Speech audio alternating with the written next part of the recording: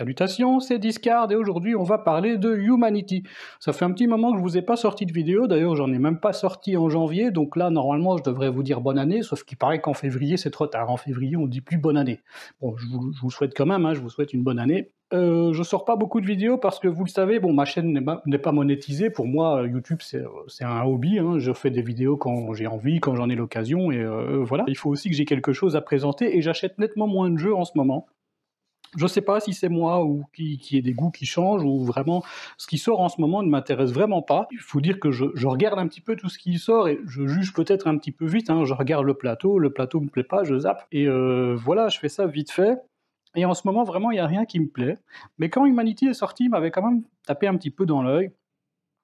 Ici, je l'ai acheté en solde, donc déjà ça aide, hein, à débourser l'argent. Je l'ai eu quand même à 50%, donc je crois que j'ai payé 30 €, 25-30 € par là, je sais plus exactement. Quand il était sorti, il m'avait fait un petit peu de l'œil, je m'étais renseigné, ça avait l'air vraiment sympa. J'avais failli le prendre, et puis en fait en Belgique il est sorti plus tard qu'en France, donc à la boutique où j'allais, bah, ils l'avaient pas.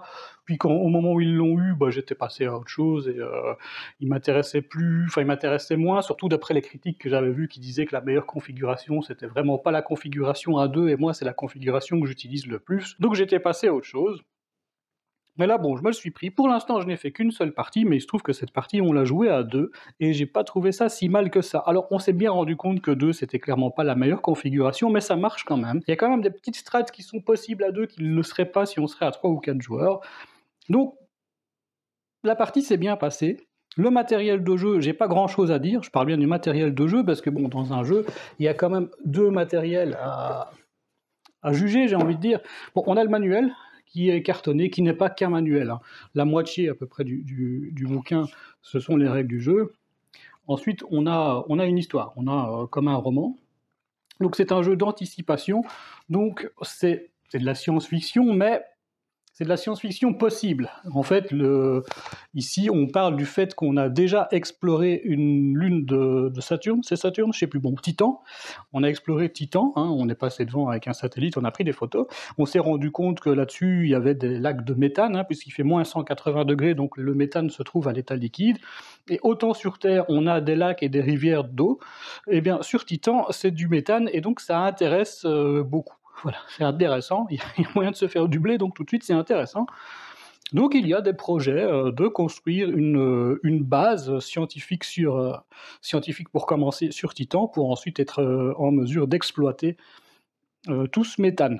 Enfin bref, ça parle pas vraiment du jeu. Mais c'est pas souvent qu'on a un livre cartonné, même si, à titre personnel, je trouve pas ça spécialement pratique. Je veux dire, pour feuilleter le bouquin pendant la partie, c'est moins pratique quand il est cartonné. Je préfère quelque chose de souple et qui s'ouvre vite fait. Mais bon, ça c'est moi. Alors, on a une boîte qui est super bien rangée, hein. On n'a pas grand-chose à dire là-dessus. Toutes ces petites boîtes-là, il faut les monter. J'en reparlerai après. Personnellement, j'aime pas trop. C'est triste à dire parce que c'est chouette, ça se range vraiment bien. Le problème, c'est que, est-ce que ça coûte moins cher ça qu'un beau thermoformage? Et quand je vous parle de thermoformage, je vous parle pas d'un thermoformage en plastique, hein, juste des séparateurs en carton. Est-ce qu'on était obligé d'avoir des boîtes fermées? Parce que le problème, c'est pour moi, il y a des petites erreurs de conception sur les boîtes. C'est un détail, hein, mais par exemple, j'ouvre cette boîte. Bon, déjà, j'y arrive pas. On voit qu'ils ont fait des petites encoches ici et là.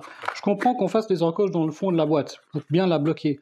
Mais au-dessus, c'est chiant parce que du coup, on sait difficilement l'ouvrir sans la déchirer. Bon voilà, là j'ai réussi à sortir l'encoche, donc on peut ouvrir. Et on a du matériel dedans. Et une fois que c'est ouvert, c'est OK. Ces boîtes-là, ça va encore. Celle-ci, ça va encore aussi parce qu'elle est grande et qu'au final, ça s'ouvre facilement. On met notre pouce, on doit tirer un peu. Bon là, évidemment, j'y arrive pas. Ouais, elle est coincée, et si je tire trop, je vais la déchirer. C'est pas du carton très épais, hein. Voilà, bon là j'ai quand même réussi à sortir le truc, et voilà, on peut sortir notre huile.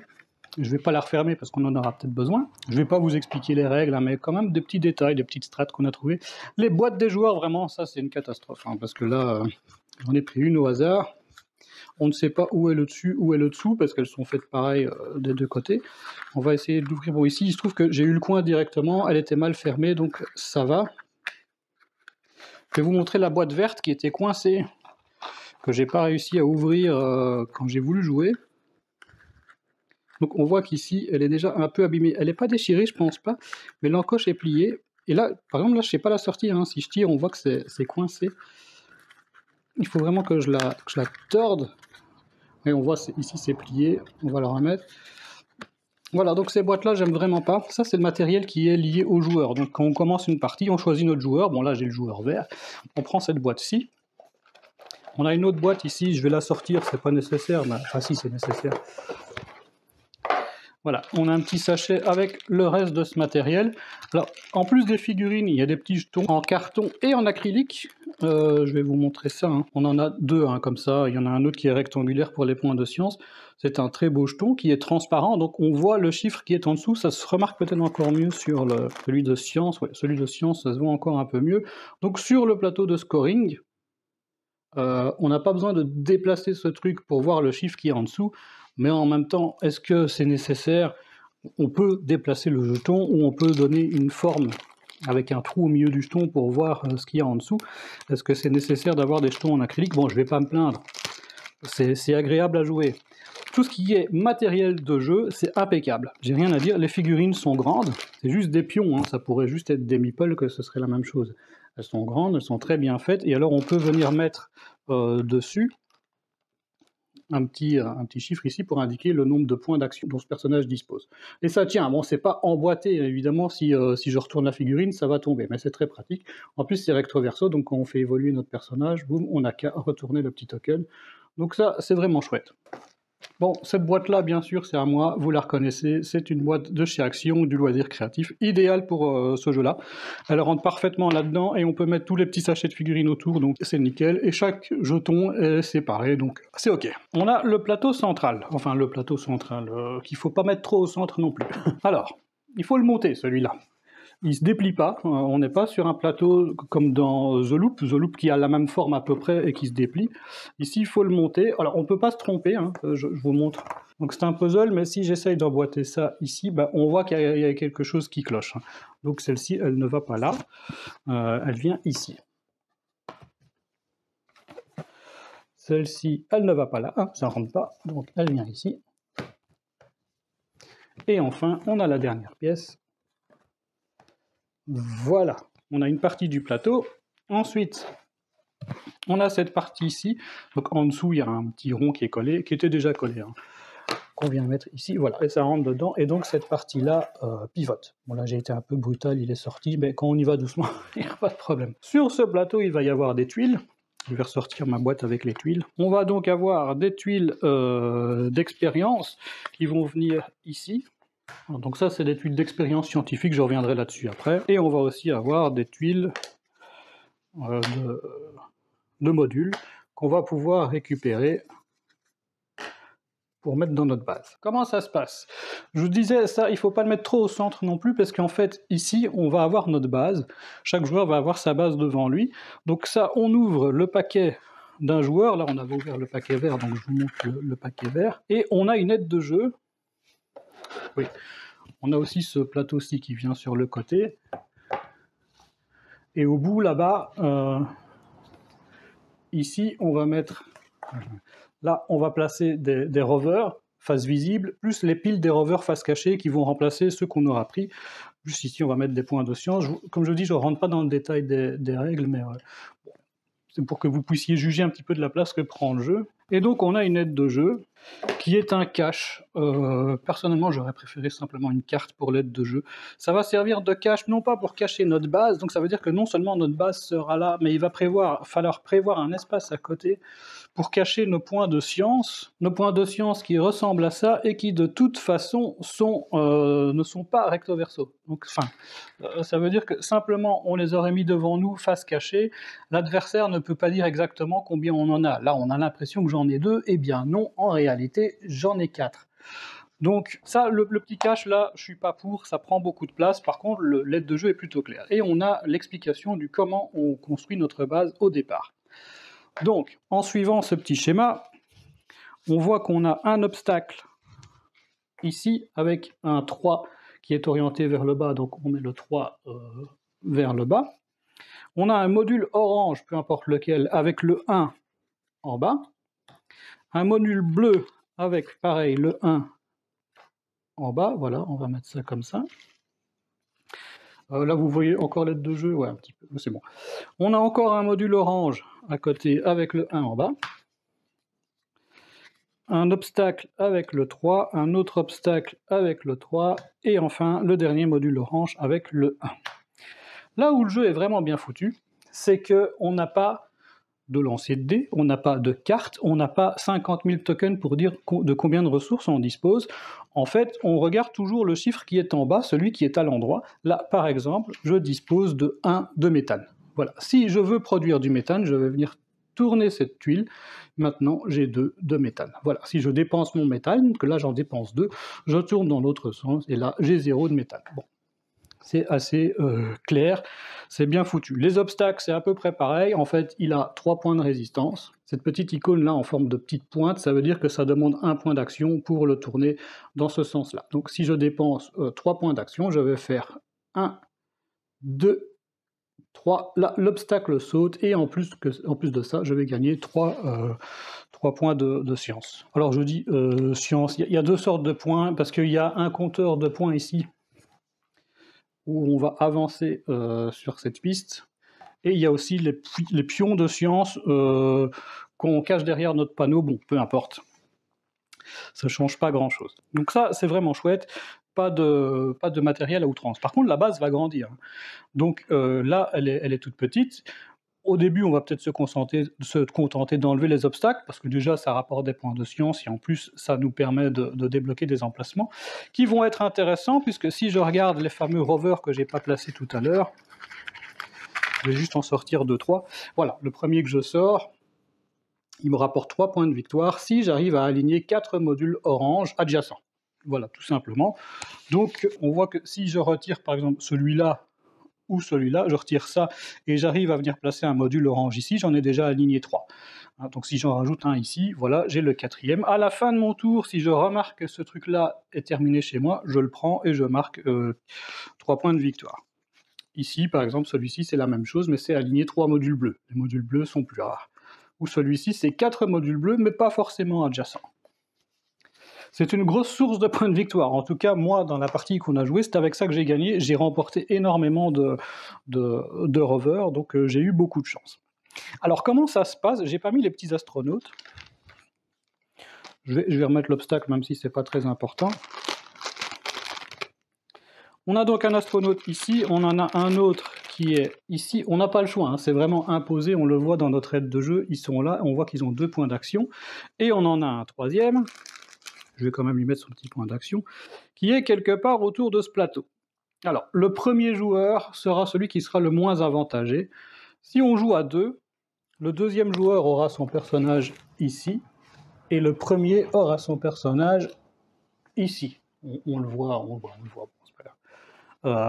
Si on joue à 3 ou 4, eh bien, le premier joueur aura son personnage ici. Ensuite, ce sera le deuxième, le troisième, et le quatrième joueur l'aura donc ici au-dessus. Ce personnage-là, donc, il est bloqué, et on ne le récupérera que quand cette partie rouge ici, hein, avec les flèches, aura dépassé le personnage. Donc se mettre au niveau du personnage, c'est pas suffisant, il faut que ça le dépasse.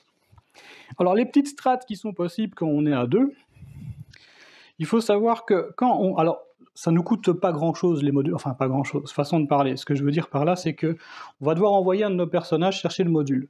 Donc les points d'action qui sont disponibles sur ce personnage seront perdus. Alors, je vous ai pas parlé des différentes actions, ça va aller vite parce qu'on n'a que 3 actions possibles, et à notre tour on n'en fait qu'une seule. Donc mécaniquement le jeu est assez simple, mais il y a quand même pas mal de petites subtilités, c'est là qu'il faut quand même rester attentif. La première action possible, c'est travailler dans la base. Donc imaginons que je décide de travailler dans la base avec ce personnage-là, il a 2 points d'action, je retourne le personnage et je dépense 2 points. Donc je pourrais me dire, bien, je vais produire un petit peu de méthane, donc je tourne ma tuile comme ça, et je vais peut-être commencer à dégager le terrain, donc je vais tourner une tuile comme ça. Voilà, j'ai dépensé mes 2 points d'action.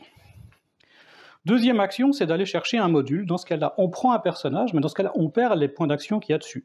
Et s'il n'avait plus de points d'action, donc lui, je ne peux plus l'envoyer. Hein. Lui, il est plus disponible. Une fois qu'on a retourné le personnage, il est out, il n'est plus là. Donc je l'envoie lui, et je décide de venir chercher ce truc-là. Ouais, j'ai été brutal, justement. Voilà. Ça coûte, on voit le coût en fait dessus. Ça coûte 3 de méthane. C'est dans mes cordes, 3 de méthane. Puisque je viens de produire 1 de méthane, donc là je dépense 1 et 2 de méthane, puisqu'on avait 1 méthane au départ, et j'ai aussi 1 d'électricité. Il se trouve que l'électricité, c'est un joker, donc je pourrais dépenser comme ça 1 d'électricité pour venir chercher ce module, que je ne peux pas mettre là d'ailleurs, hein. Je dois le mettre là où était mon personnage. Ça, il faut y faire attention, il faut se rappeler. On a eu le coup pendant la partie, on se dit « Merde, il était où mon perso ?» Je sais plus. Ah, je crois qu'il était là. Donc on doit le remettre à l'endroit, il faut que le bâtiment soit à l'endroit, tout simplement. Il faut que l'image soit droite. Donc là, on a déjà 1 de production de... Alors je sais plus comment ça s'appelle, mais c'est du méthane évolué. Donc 1 méthane comme ça vaut 3 méthanes normaux. Donc ça, c'est pas mal, parce que j'ai dépensé 3 de méthane, pour gagner 3 de méthane. Donc ça, c'était plutôt une bonne action. À la fin du tour, où tout le monde a joué, enfin, là, moi, j'ai fait mon tour. J'en ai même fait 2, puisque j'ai travaillé dans la base, et ensuite, j'ai été chercher un module. Non, j'en fais qu'une. L'adversaire fait une action aussi. On va dire que lui, il produit, tout simplement, il produit des ressources. Ensuite, c'est de nouveau à moi, donc c'est le moment où je prends mon module, hein. Lui, à son tour, peut-être qu'il va aussi prendre un module, mais il va pas prendre celui-là, justement, on va le faire exprès, il va prendre celui-ci. Donc, il prend ça. Donc on n'a plus aucun astronaute disponible, ils sont tous retournés, on n'a plus de points d'action possible, donc là, la manche est terminée. Qu'est-ce qui va se passer? C'est qu'il y a des petites croix ici, donc les modules où il y a une croix, ils disparaissent. Si on avait la possibilité de décaler des tuiles plus loin, on le ferait. Imaginons que quelqu'un ait acheté cette tuile-ci, ben on va venir décaler celle-ci ici. Bon là c'est pas le cas, mais on a compris, hein. Et ensuite, on va venir tourner ce plateau ici. Et on va combler les trous, on va rajouter d'autres tuiles ici. C'est ce qui va d'ailleurs définir la fin de l'année, puisque le jeu se passe sur 3 ans, c'est que dès qu'on aura terminé la pile de l'année 1, on entamera donc l'année 2. Maintenant, les petites strates possibles, quand on est à plusieurs, eh bien, imaginons que le jeton de premier joueur change, hein, il change entre chaque manche, donc maintenant c'est l'adversaire qui commence. Et lui, à son tour, il se dit, je vais prendre celle-ci. Il prend la serre qui est particulière aussi, mais bon, je ne vais pas entrer dans le détail des règles, comme je disais. Eh bien, nous, à notre tour, on pourrait très bien se dire, donc son personnage, il est placé là. Je devrais en mettre un, peut-être, mais je vais mettre le mien à la place, pour qu'on puisse juger. Il faut s'imaginer juste que celui-là, il est bleu. Nous, à notre tour, on pourrait se dire, alors, pendant ce tour-ci, ce que je vais faire, c'est que je vais simplement... Bon, déjà, ce personnage-ci, je l'ai récupéré puisqu'il a été dépassé par le bras. Donc lui, je l'ai récupéré et je l'ai replacé où je voulais dans ma base, et il est opérationnel. À mon tour, je pourrais juste me dire, je vais produire des ressources. Voilà, donc je produis 2 ici. L'adversaire joue. Ensuite, j'utilise celui-ci et je produis 2 ici, enfin 1 ici. Ici, il faut voir que l'électricité, c'est peut-être un joker, mais ça coûte 2 points d'action. C'est pour ça qu'on a 2 petites pointes pour faire une action. Donc voilà, je produis ça ici. Et ce qui va se passer, c'est que j'ai pas été chercher de tuile volontairement. Cette tuile-ci, elle va disparaître. J'aurais pu prendre celle-là en même temps. Et le plateau va tourner. Mais il va pas tourner suffisamment pour que le personnage puisse être récupéré. Donc il va refaire un tour, toujours qu'avec 2 personnages, alors que nous, peut-être qu'on a déjà récupéré notre 3e perso, et on pourrait prendre l'avantage comme ça. Et puis pendant toute la partie, on peut le faire, hein. À tout moment, on peut s'arranger pour que l'adversaire ne récupère pas son perso. Mais ça marche surtout à 2, évidemment. Si on est plusieurs, on va acheter plus de tuiles, ça va décaler, et le plateau va tourner beaucoup plus vite. Alors je disais, il y a pas mal de petites subtilités. Par exemple, imaginons que j'ai retiré ça, et que j'ai construit un module, je vais prendre celui-ci, ici, c'est peut-être pas le meilleur choix, disons celui-là. Déjà, le fait d'avoir fait un carré, je vais les rassembler, peut-être qu'on verra mieux. Ça va me rapporter un point de victoire. Donc on va indiquer le point de victoire sur ce plateau-là, mais aussi on va se mettre un rappel ici. Comme ça, à tout moment, si on a bougé le pion sans faire exprès là-bas, on n'a qu'à recompter le nombre de points de victoire qu'on a pour savoir où on en était. Ça, c'est une bonne idée parce que, franchement, ça aide. En plus de ça, donc j'ai un point de victoire, mais parce que j'ai complété un carré, et comme ce carré n'a que 2 couleurs maximum, donc il est orange et bleu, je fais évoluer un de mes personnages d'un rang. Ça veut dire que je change son numéro 2, il passe en 3. Maintenant, il dispose de 3 actions. Bon, évidemment, si c'est lui que j'envoie chercher des tuiles, bah, je perds 3 actions. Il vaudrait mieux envoyer celui-ci et laisser travailler celui-là dans la base. C'est possible de gagner plusieurs points en même temps.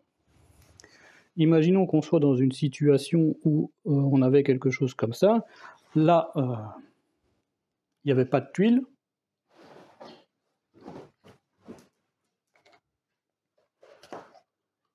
Ici, il y en a une. Si j'arrive à construire une tuile ici, eh bien, je gagne un point de victoire ici, je gagne un point de victoire là, et je vais rajouter donc 2 points d'action sur mes personnages. Soit 2 points sur le même, ou 1 point sur un et 1 point sur l'autre, et voilà. L'autre action, on n'en a pas parlé, je vous ai dit qu'il y avait 3 actions possibles, mais en fait, elle fonctionne exactement pareil, c'est que plutôt que d'aller chercher un module, on va venir chercher une expérience. Donc on va mettre notre personnage ici, pareil, sauf qu'au lieu de prendre ça, on va prendre ça. Et on va en payer le coup. Hein. Donc ici, par exemple, on voit que c'est 1 de glace et 1 de méthane, et ça me rapporte directement 4 points de science. Donc ces points de science-là, quand c'est la petite éprouvette comme ça, on avance ici sur cette piste. À la fin de l'année, disons que je sois arrivé là, et que mon adversaire est juste derrière moi, déjà celui qui est devant, quand on joue à 2, il gagne 2 points de victoire, plus 1 par rapport au dernier chiffre sur lequel il est arrivé ou qu'il a dépassé. Si j'étais arrivé ici, je gagnerais plus 2. C'est juste dans cette situation-là qu'on voit à travers le pion, c'est pour ça que le pion est en acrylique. En vrai, on peut faire ça, c'est pareil. Quand on joue à 3 ou 4, en réalité, on va gagner des points en fonction du nombre de joueurs qui sont derrière nous. Si je suis premier, qu'il y a les 3 autres joueurs donc derrière moi, déjà je gagne 3 points parce qu'ils sont 3, plus 2 parce que je suis là-dessus, donc je gagne 5 points de victoire.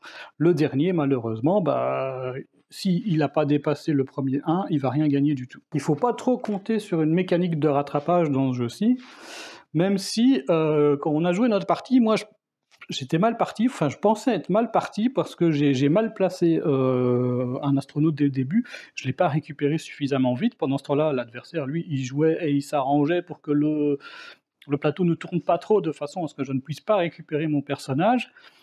Mais après, il y a quand même un facteur chance qui fait qu'à chaque fois que c'était à mon tour de jouer, parce que le jeton premier joueur change de main tout le temps, à chaque fois, la tuile qui était là ou là, enfin vraiment très près du bras, était vraiment intéressante pour moi, ce qui faisait que je pouvais récupérer une tuile et directement récupérer mon personnage.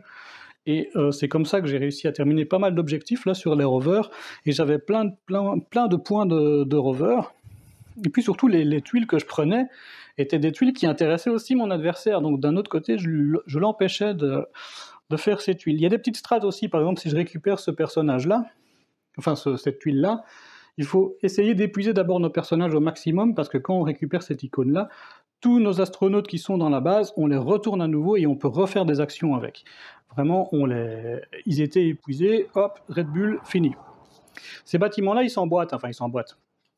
Quand on en récupère, donc je vais le mettre ici, oui, on le voit, ça c'est la partie centrale, ça c'est la partie gauche, on voit que ça correspond, puisque ici on a une petite pointe violette qui correspond donc à une petite pointe violette. De l'autre côté, c'est un arrondi. Donc le bâtiment, il se fait comme ça, voilà.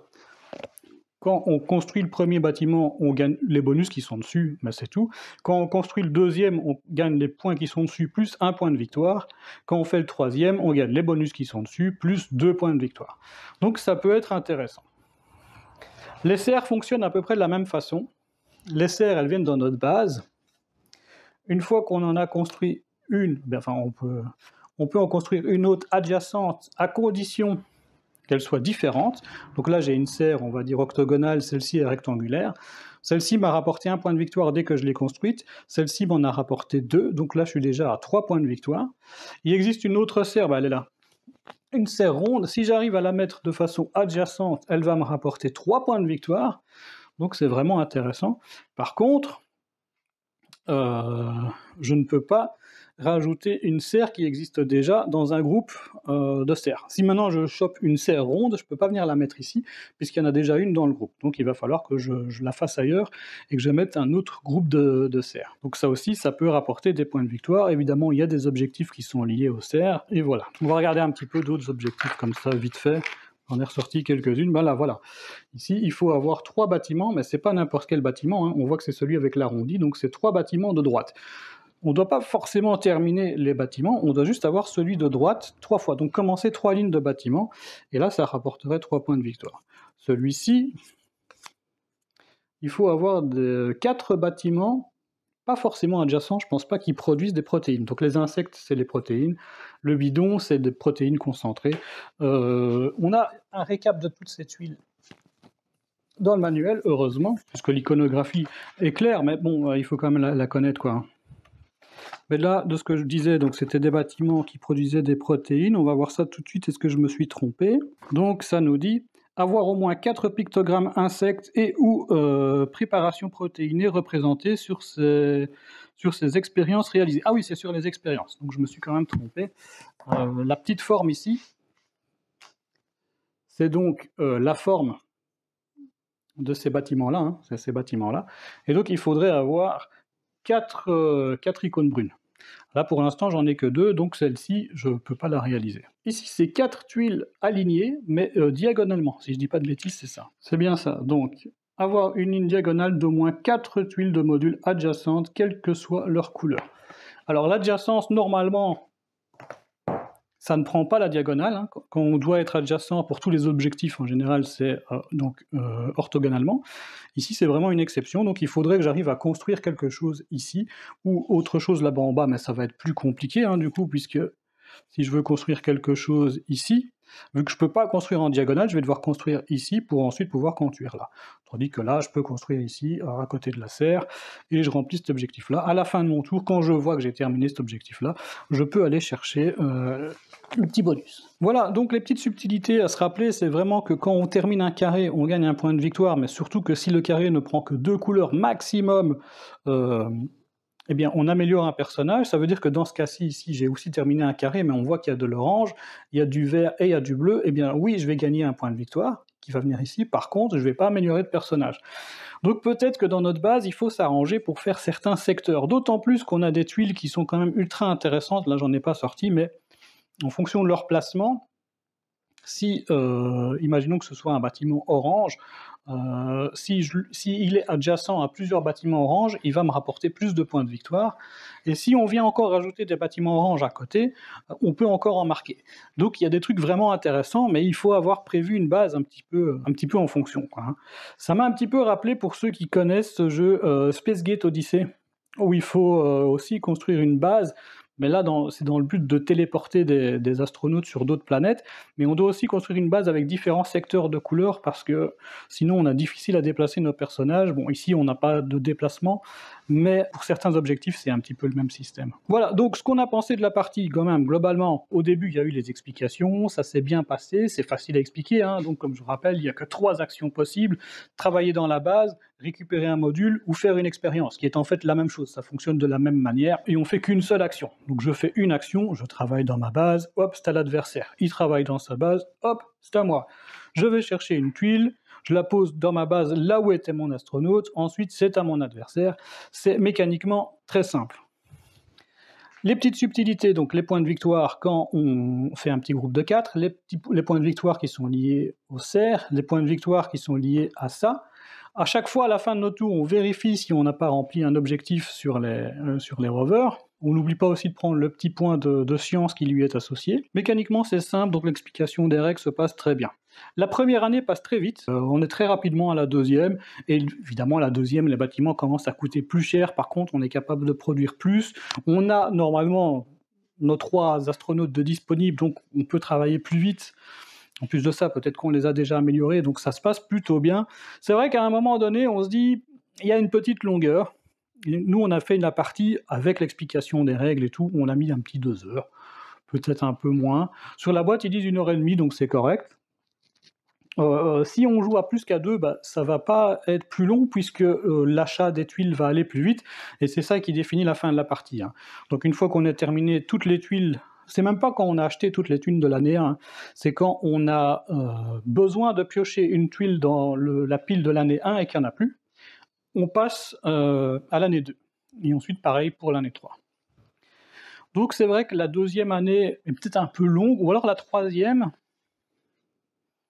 J'ai pas vraiment ressenti cette longueur, hein, mais de toute façon, c'est un jeu qui se veut répétitif dans ses mécaniques. On va faire que aller chercher des tuiles ou faire des expériences pour venir les mettre dans notre base. Par contre, il faut quand même bien y réfléchir, c'est quand même très stratégique, hein. On réfléchit à savoir, bon, il y a moyen que je fasse ça, sauf que l'adversaire, s'il le fait avant moi, l'objectif, il me passe sous le nez. Est-ce qu'il reste encore assez de tuiles bleues dans le paquet? Ça m'est arrivé, hein. Par exemple, j'avais un objectif similaire, je crois, c'était peut-être celui-là, qui disait d'avoir 4 tuiles bleues dans sa base. On était dans l'année 3 et je me disais, si ça se trouve, il y avait peut-être une tuile de l'année 3, mais qui était trop loin du bras articulé. Je me suis dit, si je la prends maintenant, je récupère pas mon personnage et c'est vraiment pas le meilleur moment. Et si ça se trouve, dans la pile des tuiles bleues, il n'y en a plus. Effectivement, il n'y en avait plus. Donc l'objectif aurait même pas été réalisable. Donc il faut faire quand même gaffe à dans quoi on se lance. Voilà. Alors mon adversaire a un peu râlé, hein, il a aimé le jeu, hein, mais il a un peu râlé du fait que, bah, c'est vrai que j'ai eu de la chance. À chaque fois, le bras s'arrête là. Voilà, on le voit pas. Si, on le voit. Le bras s'arrête là. Bah, il se trouve que cette tuile-là, la bleue, là, ou celle qui était ici, m'intéresse particulièrement. Je prends ma tuile, boum, donc je sacrifie mon personnage, je prends ma tuile, et oh, je réussis un objectif du rover, donc je gagne en plus des points de victoire. En plus, comme je fais des carrés, j'améliore mes personnages et tout. Et lui, à son tour, à la limite, il récupère pas ses persos, quoi. Donc voilà, c'était pas de chance, mais c'était quand même une bonne partie. Voilà, j'espère que j'ai été clair. Bon, je voulais pas vous expliquer les règles en détail, hein. C'est vraiment une question de ressenti. Donc à 2, ça marche. Il y a peut-être un petit ventre mou, on va dire, au milieu de la partie, mais si on commence à jouer stratégiquement, on pense plus trop à ce ralentissement, hein. On essaye vraiment de réfléchir, à la limite, à provoquer ce ralentissement, pour essayer de faire en sorte que l'adversaire ne soit pas capable d'évoluer plus que nous. Parce que c'est ça le truc, hein. C'est que nous, on veut évoluer plus vite que l'adversaire. Donc on est toujours à peu près au courant de où on en est. Ici, on a une piste de points de victoire.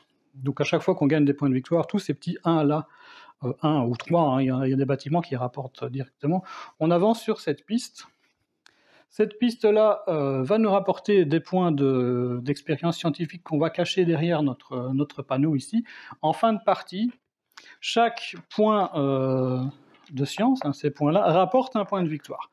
Donc on peut déjà prendre une belle avance ici, mais si l'adversaire a joué scientifique à mort et qu'il a gagné très peu de points de victoire sur ses bâtiments, il se pourrait qu'il nous rattrape en fin de partie qu'on ne soit pas rendu compte. Donc voilà, pas mal de façons de gagner. Moi j'ai très peu joué avec ça, par exemple les expériences j'en ai fait très peu, sauf en fin de partie pour récupérer